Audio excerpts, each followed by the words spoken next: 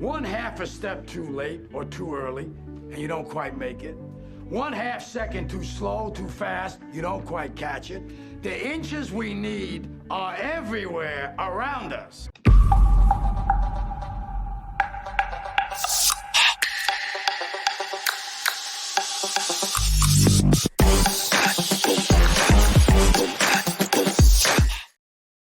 Hello, friends, and welcome back to another edition of Real Talks. My name is David Steele, where every movie that I talk about, whether it's new or old, is going to ignite a conversation. So come join me on this conversation as we talk about one of the better movies back 25 years ago. So today, I thought what I would do is go back in the time machine and talk about a movie that really was something else back then. It was really ahead of its time. So, as we all know, Oliver Stone is just he is a visionary guy, okay, in what he does. And Any Given Sunday was one of those films back in the day that just it was really inspirational, and it really told the gritty side of things. And so, the film I'm obviously going to be doing today is Any Given Sunday. And you have to remember a couple things. First and foremost, okay, he had just come off doing what was the film? Oh, Natural Born Killers. He just came off doing Natural Born Killers a couple years prior to that. Okay, so that was in actually '94, but so he had done, because he had made a long stretch of films going all the way back to '87 to this in '99 for 12 years. I mean, the man didn't stop making movies. I'm talking about Wall Street, Platoon, JFK, Natural Born Killers. This was 1999, Any Given Sunday. And it was remarkable.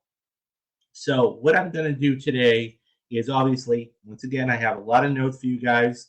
But what I'm going to do is, the first couple of things are going to be a little boring, but necessary things. I'm going to talk about the intro, okay, going the way back machine, back 25 years ago, tell you what was playing, how much it made, all that good stuff. Then we're going to get into a little bit more. We're going to talk about casting, the development of the film, how did that come about, things like that. And then I'm going to give you the synopsis. And then at the end, there's 7 big themes that I want to touch upon one way or the other. And I want to get into all that. So let's just jump right in, okay? And so once again, this was done in 1999. I can't believe I'm saying that. 1999, guys. That's crazy. So this actually had a December release, which is kind of interesting when you think about it, right? An Oliver Stone film being released in 1999. So the films that came out that year actually was Galaxy Quest and The Talented Mr. Ripley were both Christmas releases. So that was something that was very interesting to see in itself. So as displayed, okay, this stars Al Pacino, okay, Cameron Diaz, Aaron Eckhart, and Anne Margaret. Now there's a couple of other people there that are pictured, okay. First and foremost is James Woods, okay. Then you have the incomparable Jamie Foxx, okay. And there were lots of cameos in this movie, lots of cameos. So speaking of the cast, here is a breakdown of everybody that was in the film. Okay, so you had Al Pacino, Dennis Quaid, Cameron Diaz, which, by the way, guys, she had just come off doing The Mask that year, okay, 1999. So keep that in mind.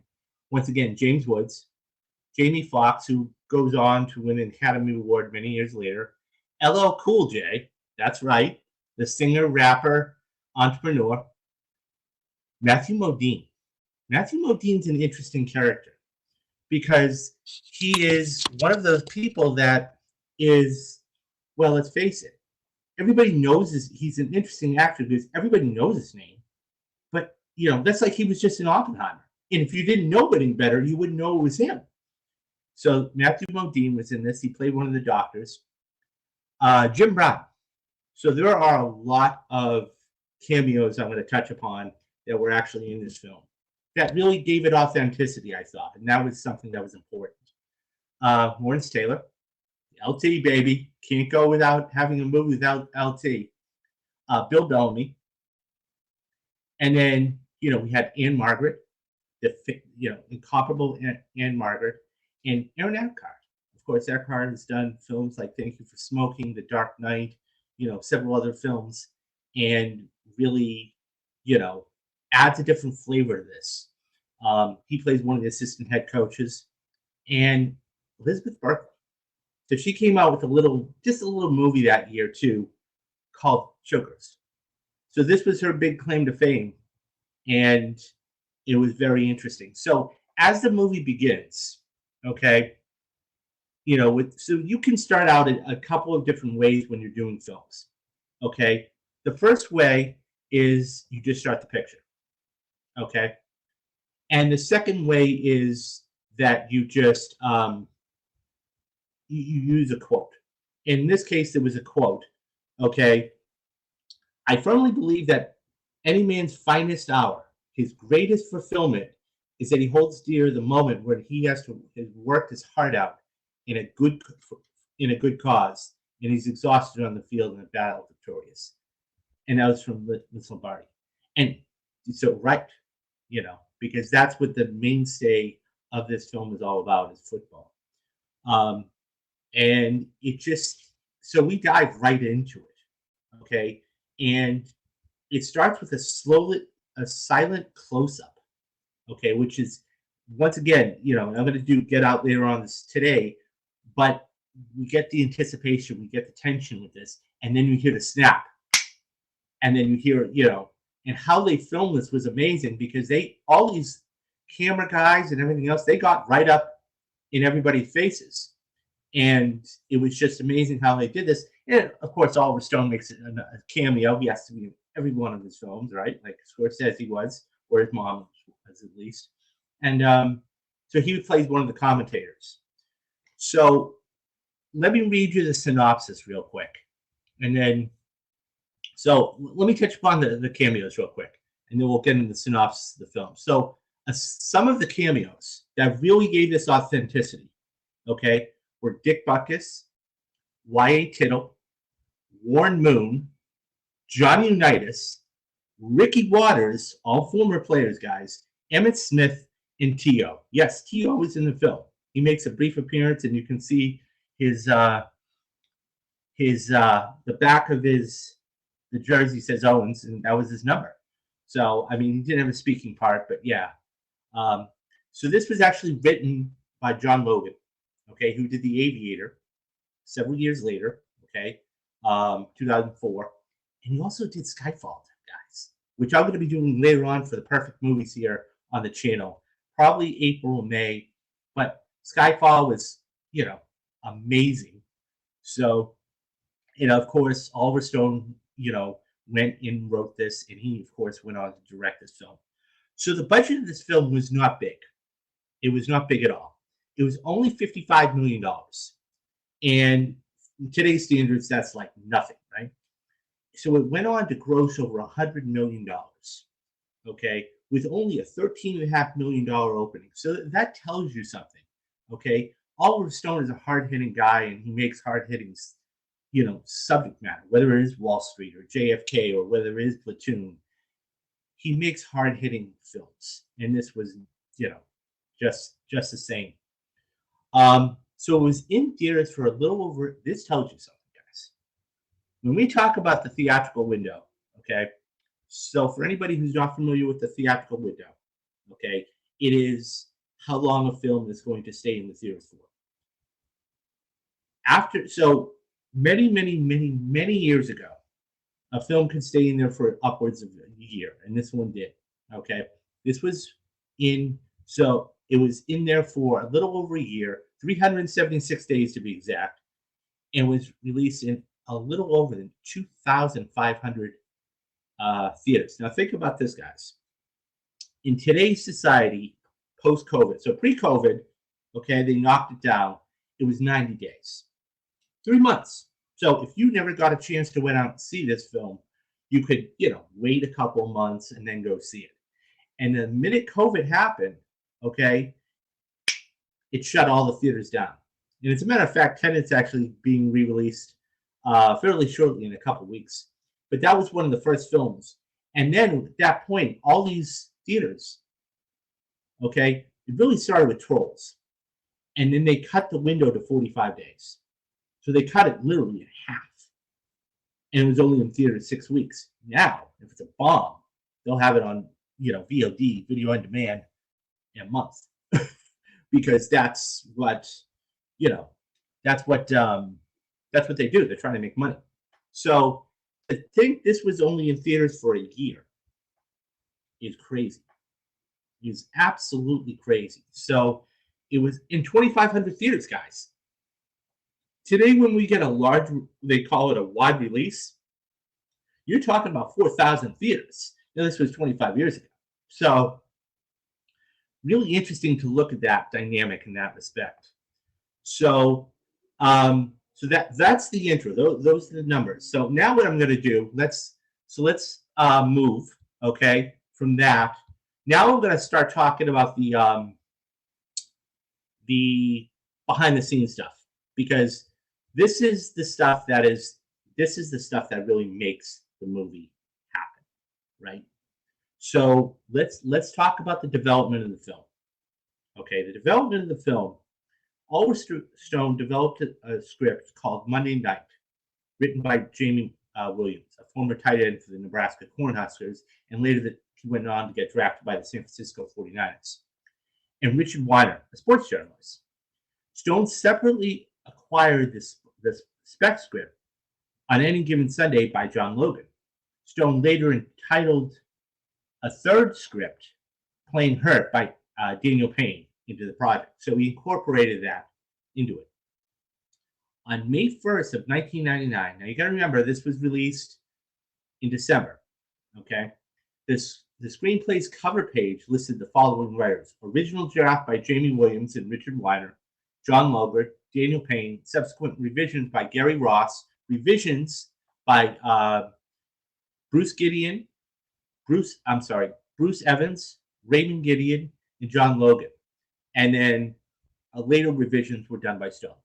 The WGA, or the Writers Guild of America, ultimately awarded screenplay credit to Logan and Stone, with, quote, story credit going to Payne and Logan. Williams and Weiner went on to uncredited for the original screenplay, but were credited for the film as technical consultants, which is all important, because you want everybody to try and get at all the credit they can for all of these films, okay? The screenplay was based on part of the 1994 book, You're Okay, It's Just a Bruise, a doctor's sideline secrets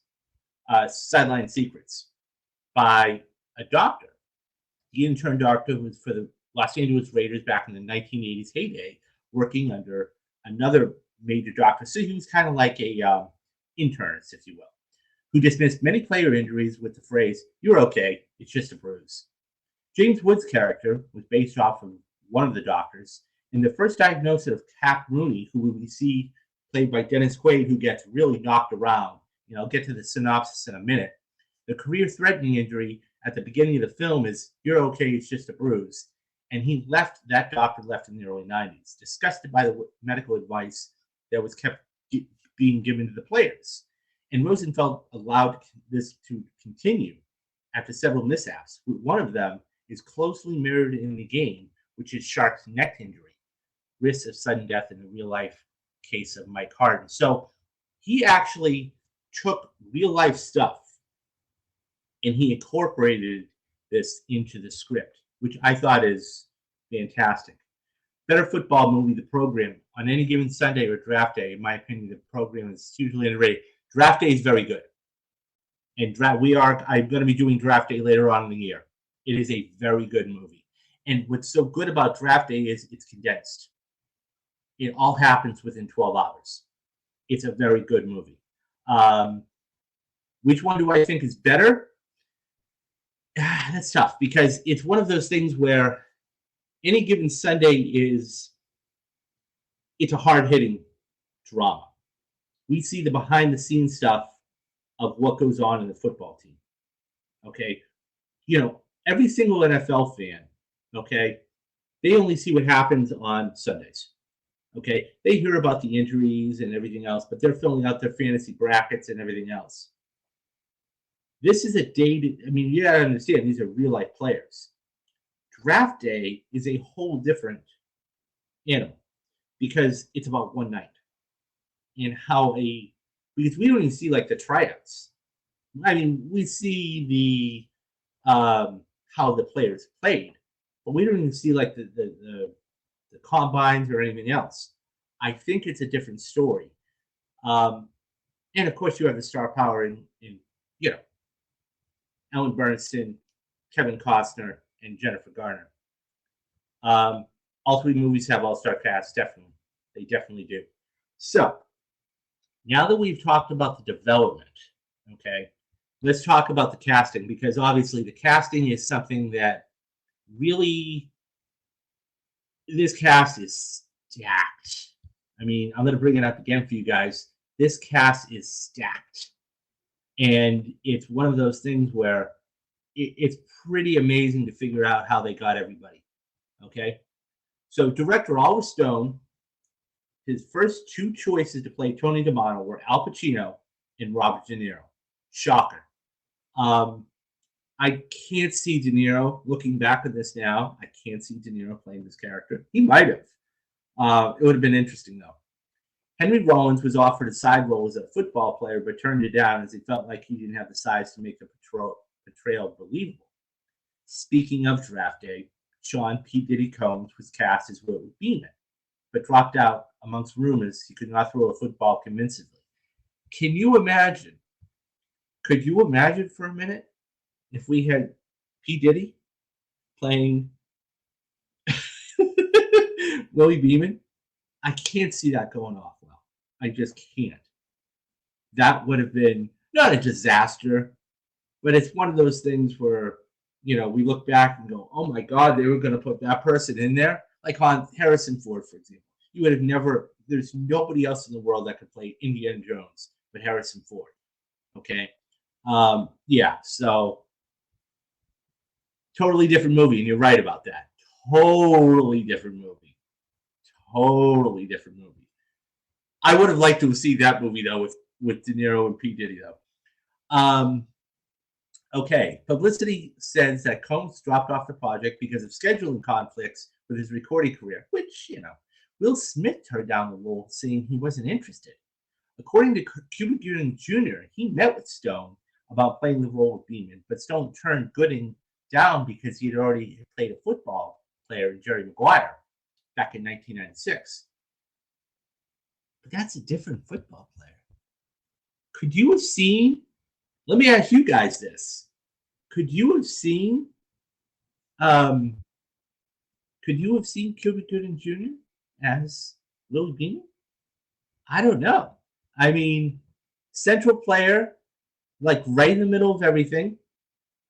I don't know.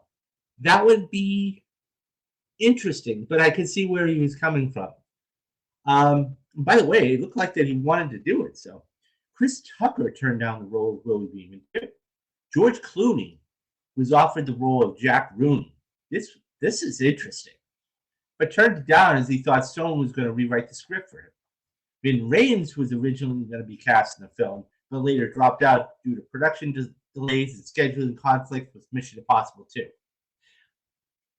Yeah, I think he was fine because he went on to be in Vin Rames. Just people forget about this about Vin Rames. Vin Rames, like Zoe Saldana, for example, she's been in two huge franchises like Avatar and then Guardians of the Galaxy. Vin Rames, he was not only in Mission Impossible, you just got to remember, just a couple years earlier, he was in. So he does Mission Impossible in '96. This is in '99, but don't forget, like he was in Pulp Fiction a couple years prior to that shit. So he was huge at that time. Not a lead guy, but definitely still somebody that was a big name back in the day. Jamie Foxx is perfect written comedy. He is. And I think he goes to the script. I think it absolutely goes to the script. So 5 Football Hall of Famers made cameos. Okay, Bob Sinclair. We touched upon Y.A. Tittle, Butkus, Warren Moon, and Johnny Unitas. Jim Caviezel, that same guy who played in Passion of the Christ, played Tony Amata's estranged son, but his scenes were cut. They could be seen in the extras in the Oliver Stone collection. So that's casting here is fascinating. I'm still happy with the cast we got because it's one of those. I would not change this cast at all. At all. See, I could see Vin Rames maybe being a LL Cool J, his character, but I couldn't see him doing anything else. Or Lawrence Taylor's character because he's a big beefy guy, right? So yeah, I could see that, but I'm very happy with the cast that we got. So last thing I'm going to talk about real quick before we get into the reception and everything else is the principal photography. So the film was primarily shot in Miami, Florida, in Irving, Texas. And when the team traveled to California, the stadium was Pro Player Stadium, which is located in Miami Gardens.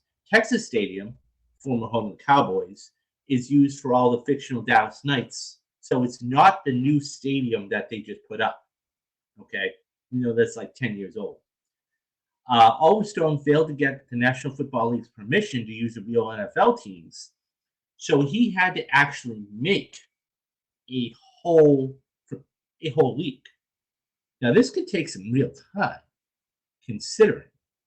So you had to make all of these teams. Like this shot here, they had to actually. It says Dallas, but they actually had to paint the locker rooms too. And of course, because Dallas Stadium wasn't being used, they could do whatever they wanted with it. So they went ahead and did that. So that is really interesting. So he went ahead and he created what was known as the AFFA. Okay, and so this is the Sharks played at the Orange Bowl. Okay, which was the abandoned stadium after the Miami Dolphins after the 1986 season. So for the scenes during the football game, production asked local schools to participate as extras, which I think is pretty cool, including Lake Stevens Middle School in Miami. For each shot, the crowd was asked to move around so the sections looked full. In empty seats, cardboard cutouts were placed in the seats with balloons attached to them so they seemed like they were in motion. These are little tricks, too, that you can pick up if you want to actually make a small room large or have a lot of people. Practice scenes were filmed in the ill-fated Homestead Sports Complex, which was built for spring training baseball. However, the stadium was damaged by a hurricane in '92 and eventually torn down. The film used Arena League football players such as Pat O'Hara, who played for the Tampa Bay Storm and who later coached the Orlando Predators, and now who's an assistant coach with Tennessee Titans, as well as Connell Merritt, who went to play for the Predators, and he's with the Soul, and then a couple of other things. So the biggest thing is authenticity. They went out of their way to actually make these things happen, okay, and to bring in real people. So it wasn't like The Replacements, let's say, okay? different movie, but you get the idea, okay? So one of the last things I'm going to talk about real quick is the reception of the film and how the reception of the film, what critics thought of it, right? Because don't forget, he had just, a few years prior to that, he had just come off doing Natural Born Killers and was a pretty good success. So, we'll see how this was received by the critics.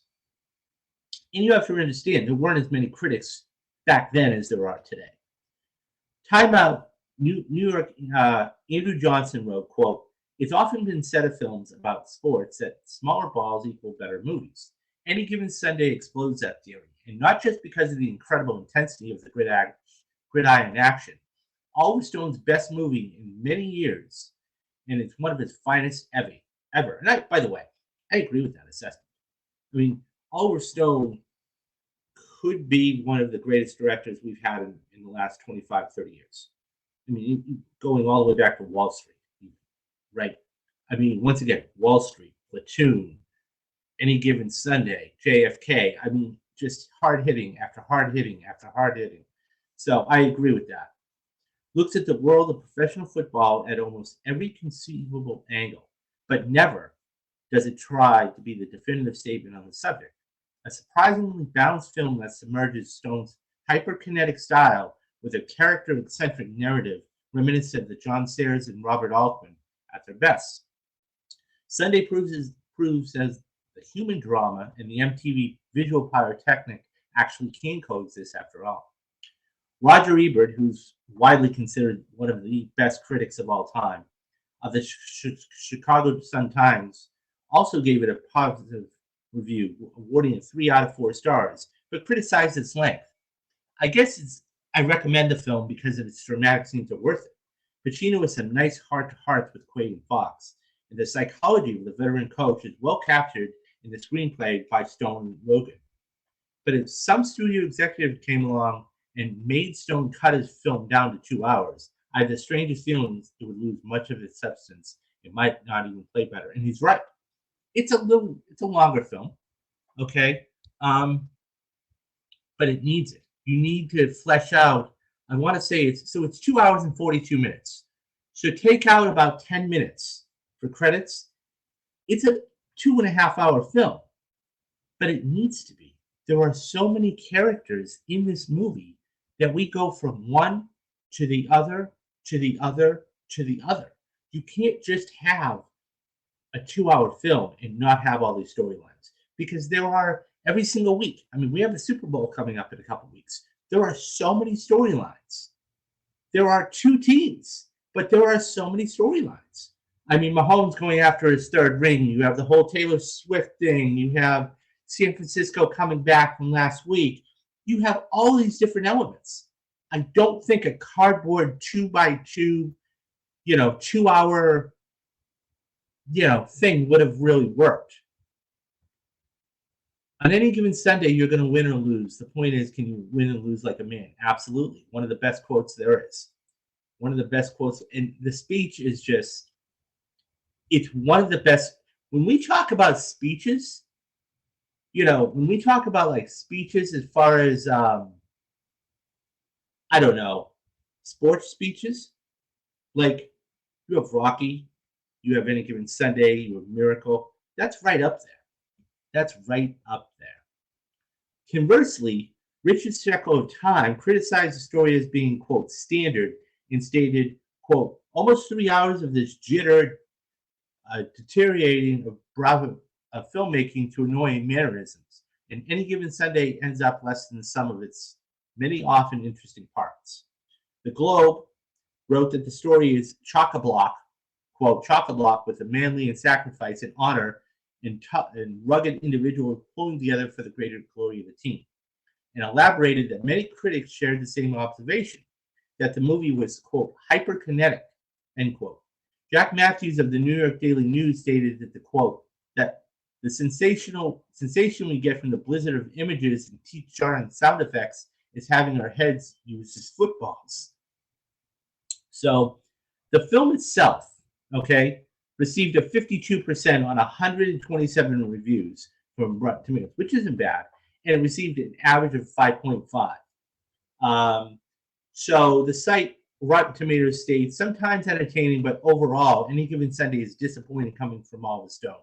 On Metacritic, Any Given Sunday has an aggregate score of 52% from 33 critics. And so, there was a director's cut that was released, okay? And it was released on DVD and VHS.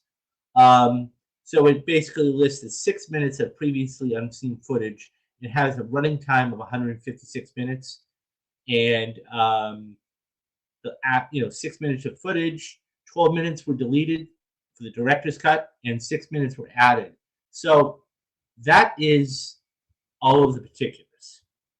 Okay, that is all the particulars for the film. It's still a fantastic movie, regardless. So here is the quick synopsis about it.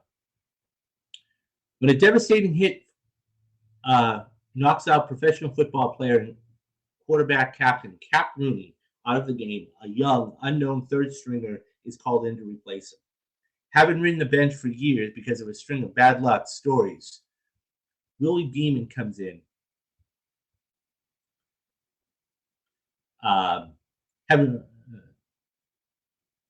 Willie Beeman seizes what might be his last chance and lights up the field with a raw display of athletic prowess.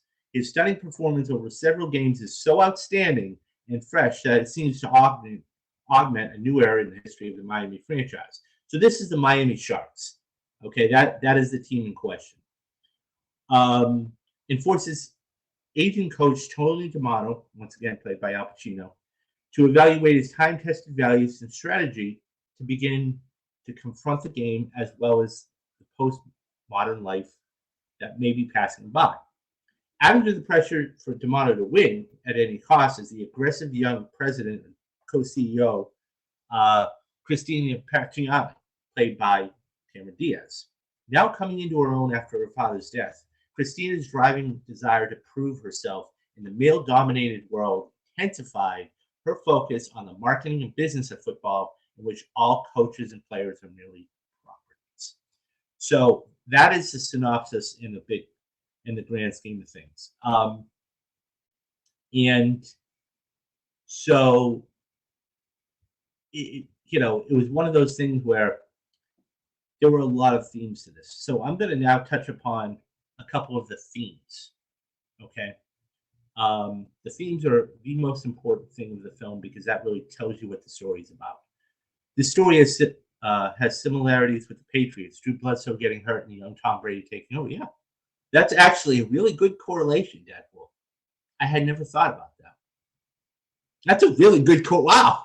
That's a really good correlation.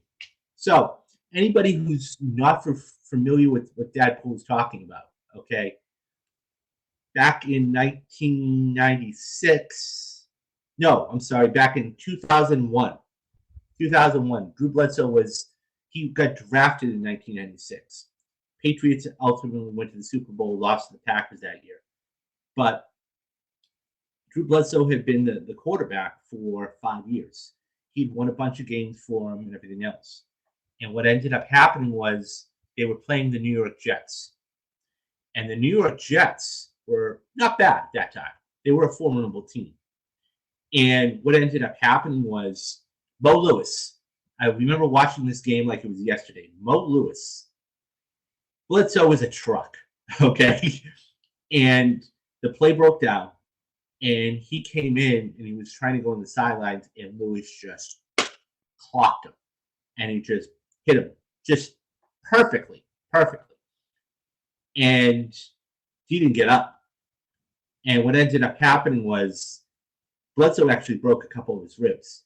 In comes Tom Brady. They go on. They win the game. Okay. And I think it was like week 3 or week 4 because they usually play the divisional opponents early.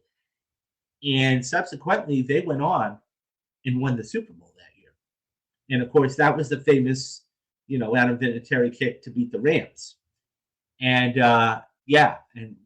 we all know the legend of Tom Brady ever since. But that's a really good correlation. Good pull, Deadpool. Good pull. It's one of those things where we see the business side of this. So now what I'm going to do is I'm going to go into the themes of the movie and really talk about those. But first, Jamie Foxx, Willie Beeman comprised characteristics of real-life NFL player Doug Williams, Ryan Cunningham, and Deion Sanders. Yeah, I could definitely see that. Well, he had the speed. He had the arm. So, definitely. So, the first theme, okay, of this movie, the first major theme of this movie is the brutality of football. The brutality of football and what it does.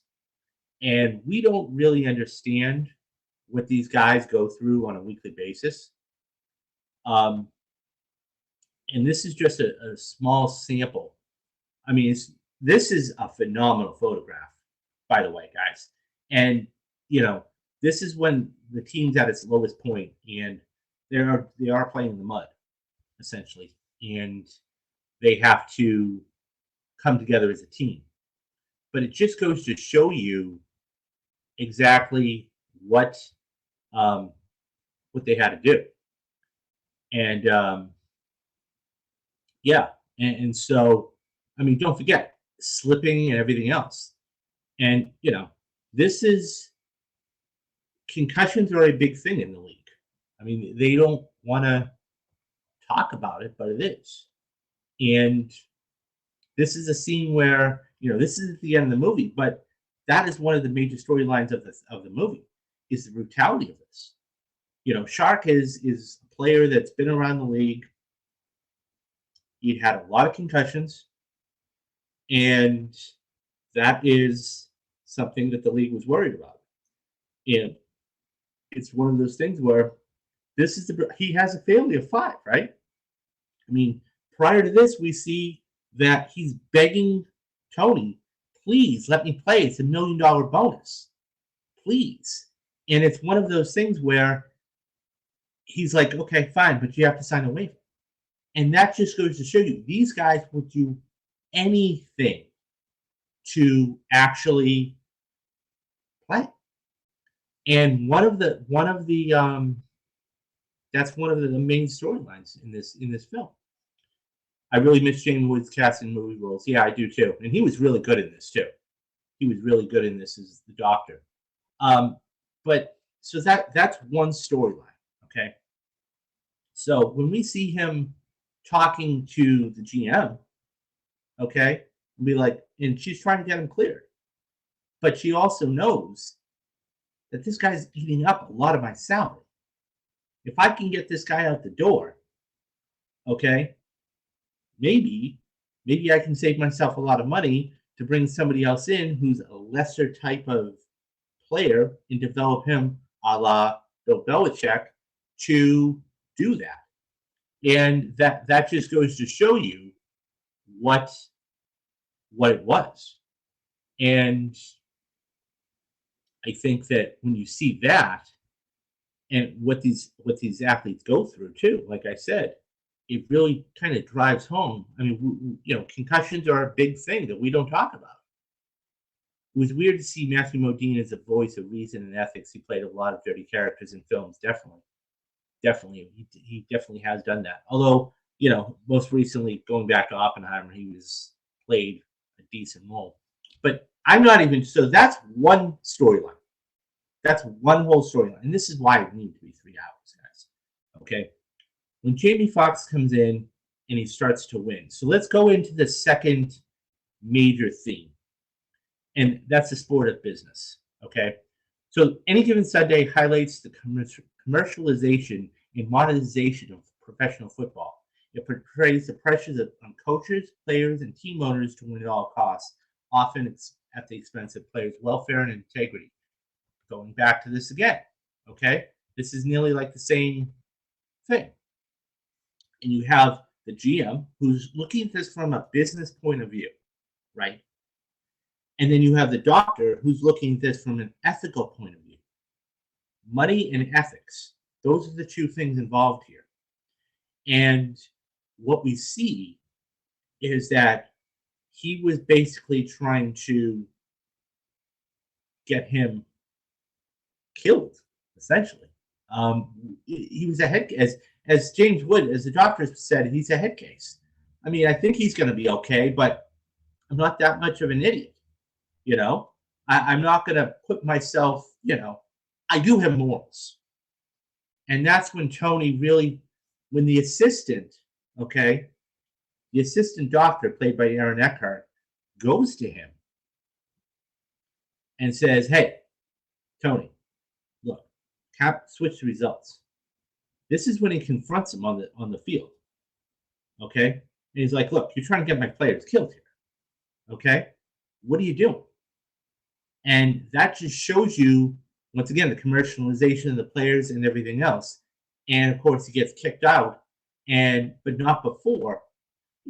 It's a scary proposition, So, okay. So moving on to the third theme of this. And there were a lot of themes, guys, but definitely necessary.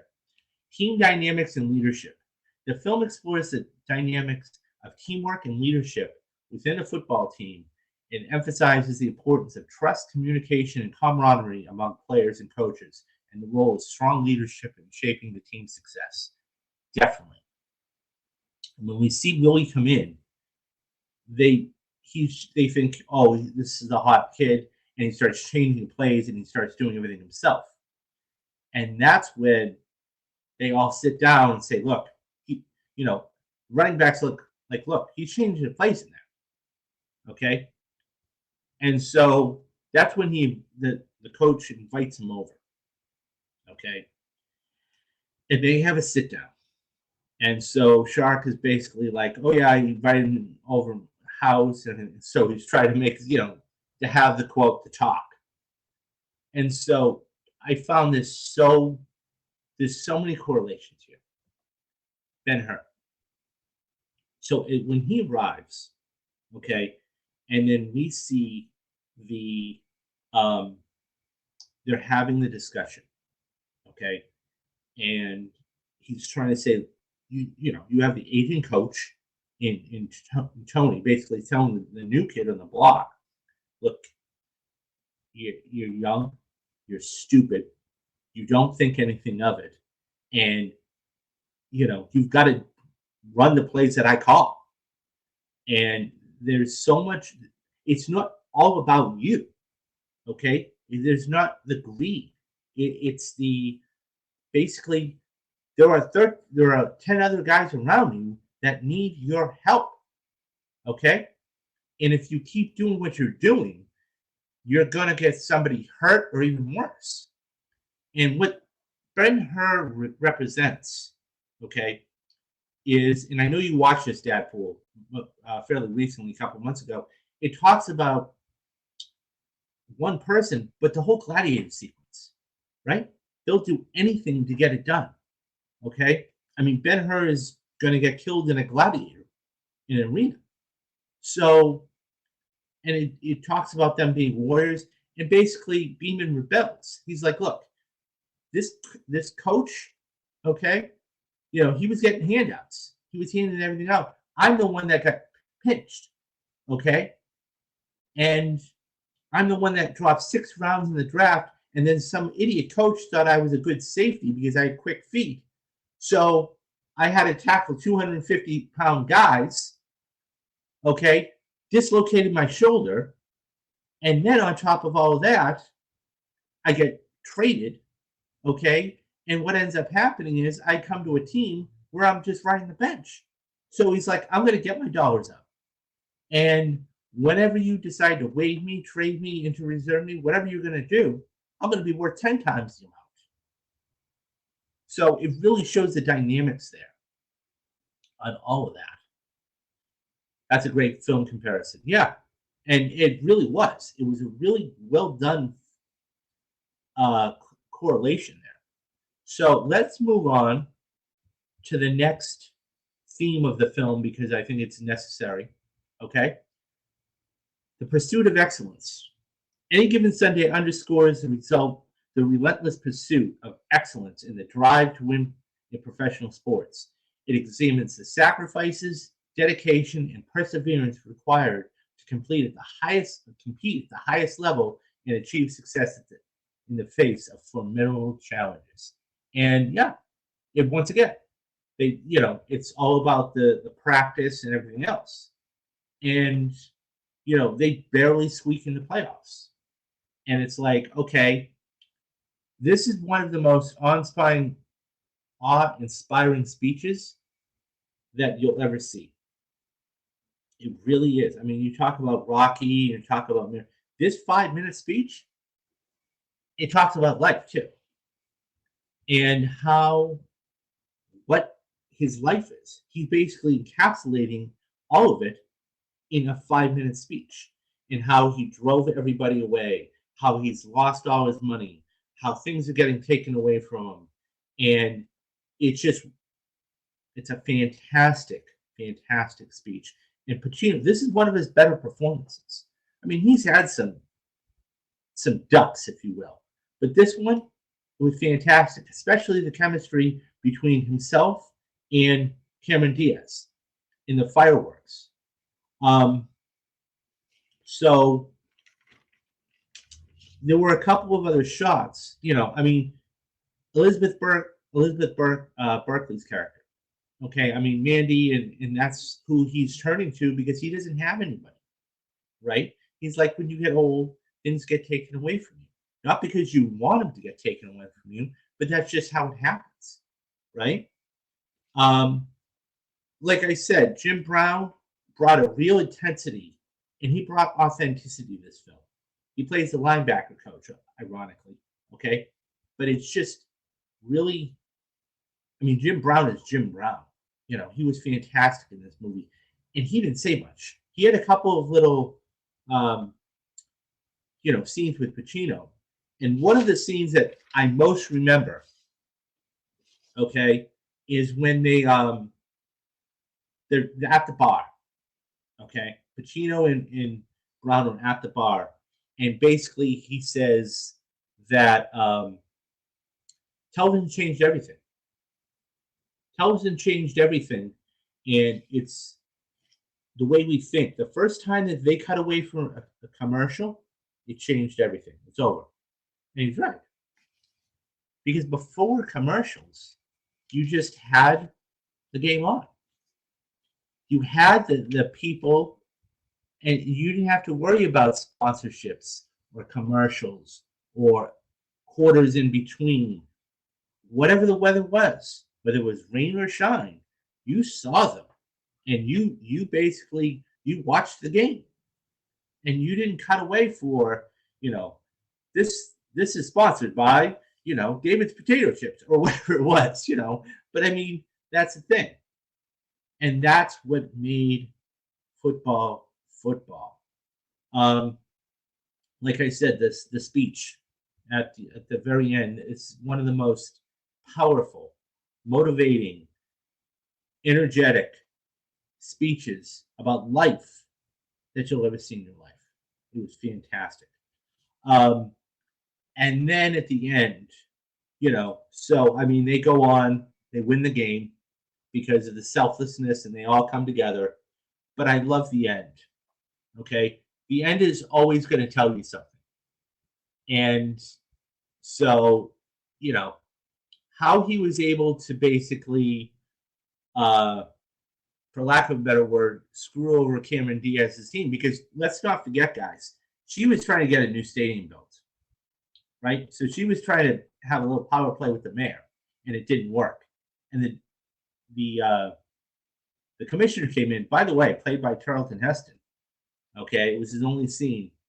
And so she had to go fly up to Miami the next day and basically get that resolved. But D'Amato said, yeah, it's time for me to go. But before I do go, I'm getting full ownership. So he's basically taking the spotlight from her and putting it on himself. Oh, by the way, I'm getting full ownership of GM ownership. And by the way, I just signed my franchise player, Willie Beeman. And it's like, yeah, and it's just the twist there at the end was really good. He did such a good job with this film overall. And here's a stretch. What if Pacino's character in Any Given Sunday is the same one for Two for the Money? No. I've seen Two for the Money. I know what you're talking about. The thing is, once you're a coach, right, you're always thinking like a coach. When you're a gambler, you're always thinking like a gambler. Always. So I get what you're saying. Anybody who's not familiar with Two for the Money is about, there's two main characters. Al Pacino plays a gambler, and Matthew McConaughey. And so they bet on football a lot. I could see where you're going with that, but I would say the right word to use is stretch. I think it is a little bit of a stretch, but good try though. I give you credit for that. But it's one of those things where The ending was fantastic too.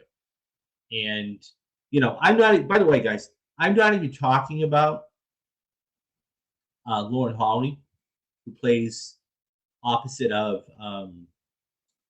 Dennis Quaid, who is great.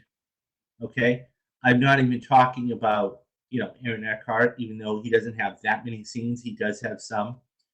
Um, there are a lot of subplots here. So let's move on to the next particular topic. Personal redemption and second chances. Several characters in the film grapple with personal demons, setbacks, and redemption arcs. It explores themes of forgiveness, redemption, and the opportunity for second chances, both on and off the field. And once again, you see that Beeman is, when he has to go, he knows at the speech, when D'Amato is giving that speech, he knows that he has to be a leader. He knows he has to go out and really do that for his team. And so that's when he leads. I mean, Cap gets knocked out in the halftime, and then he goes in and he wins the game. But he realizes this is what it takes to be a leader.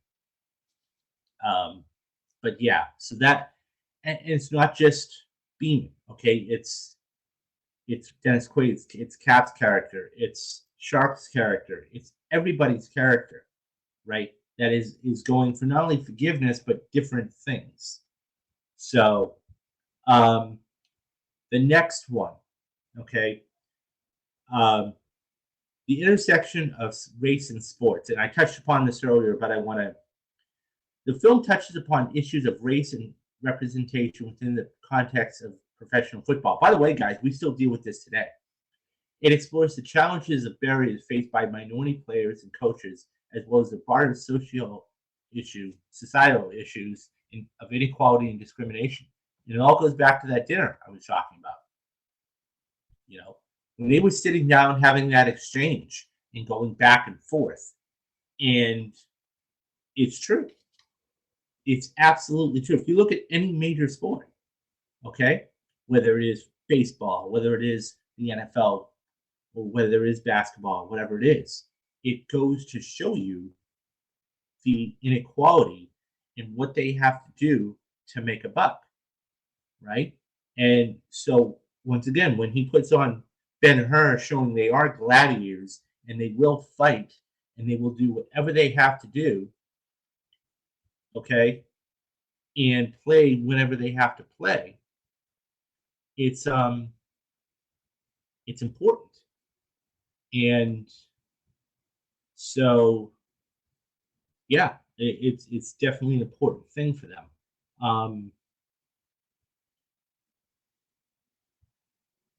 So yeah, that's sorry about that, guys.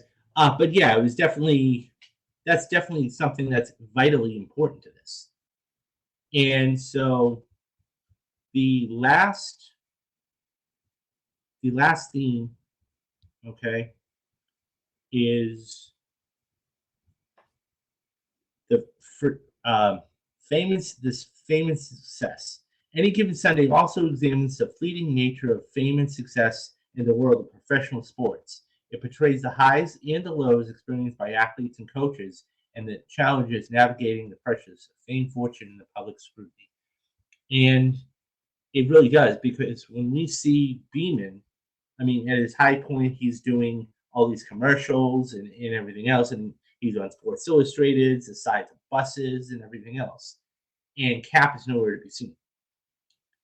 And that just goes to show you how fast society and fans, no matter if you're a bandwagon fan or if you're a true fan, just jumps on it. And they'll just, and you better, you better ride it, because it could be over in a heartbeat, and it's just, everything about this movie is fantastic. The ending, like I said, going back to the ending real quick, how he was able to manipulate and get everything he wanted. And he's like, even in the speech, he's like, I'm going to miss you guys, and I am. I'm going to really miss you guys. And that's what he tells Beeman after the win. He's in an empty stadium, and he says, I ran into a player a couple of months ago back in Los Angeles. He says, the one thing that he misses, it wasn't the women, it wasn't the fame, it wasn't the money. Do you know what he missed? He missed the other 10 guys looking back at him and actually waiting on his every word. So, because those are the guys that he was around all the time. And that was really the thing that drove him.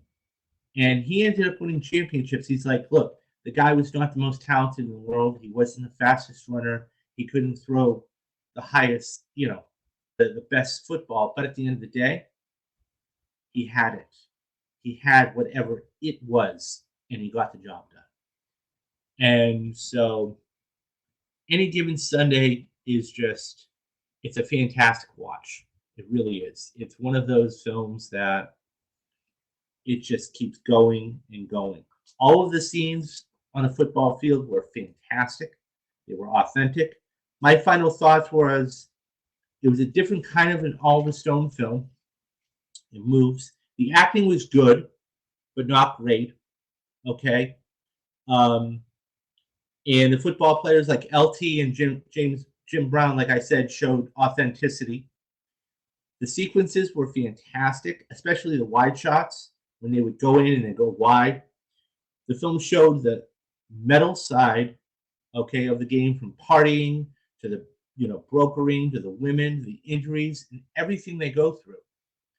And by the way, I forgot Richard Donner. Of course, he directed Superman. I forgot he was an executive producer on this. So that tells you something, right? But this was just so good on so many different levels, because that's what every single sports franchise, a professional franchise, football franchise especially, goes through. With stories, with players, with doctors, with management, with contracts, with everything, trying to improve the players.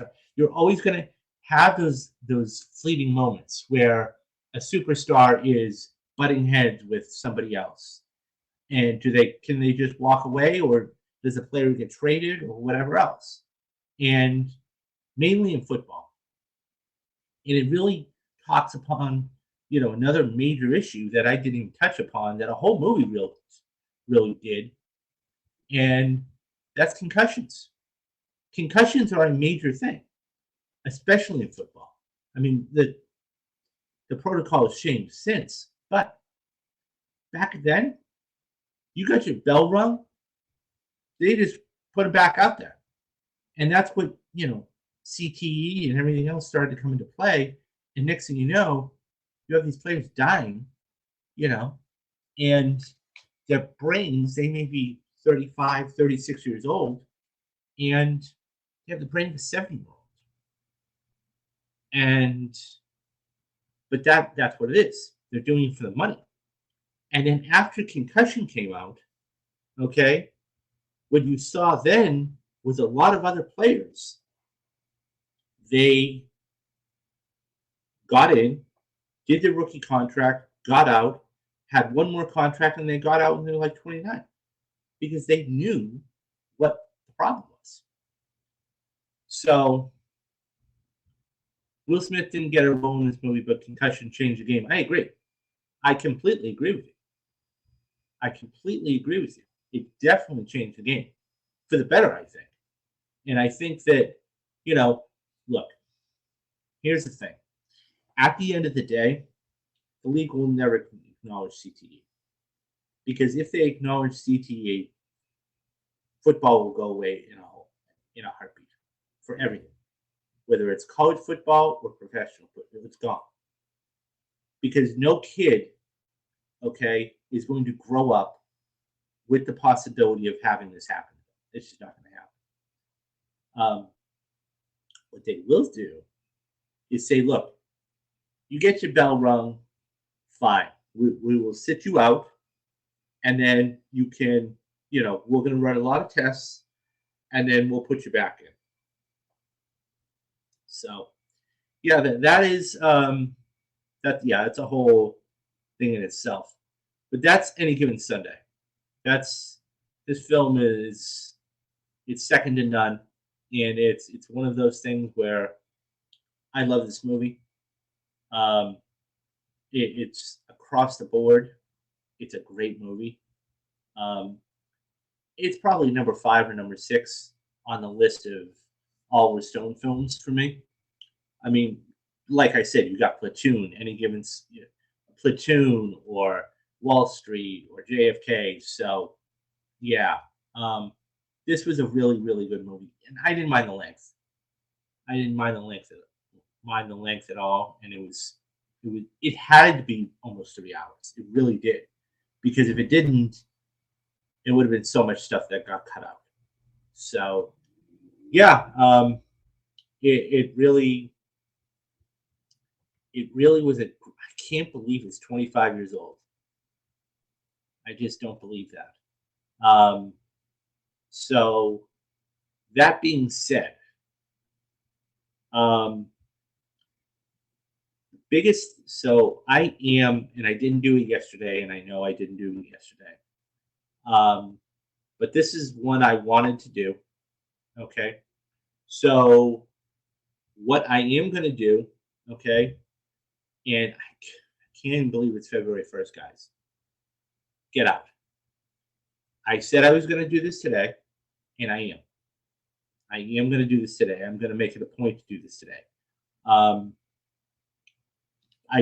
got really tired after last night, and so, but I am going to come back and I am going to do Get Out this afternoon.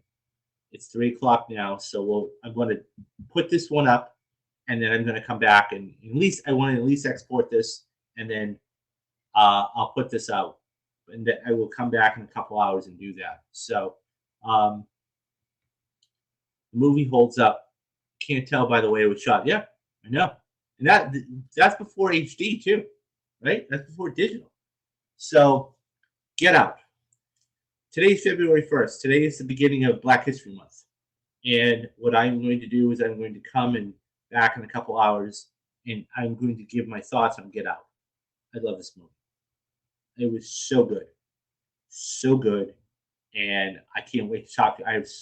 I have a whole page and a half of notes based on the film, and I cannot wait to share it with you guys. So that is going to be that. And then as we progress, you're going to get films like In the Heat of the Night and Black Panther and, He Got Game and all these films. And then in between, you're going to be getting bios of filmmakers and actors and actresses of color, because they need to be highlighted during Black History Month. And this is something that I wanted to do. But I wanted to start out this month with the perfect movie, and that's going to be Get Out. So, what you can do, and I have a couple of goals. I am looking to get to 2,000 subscribers by the end of 2024. So right now, you can head on over to the join page, okay, on the website on YouTube, and right now it's completely free. Okay, it's completely free. I have made it extremely affordable for everybody.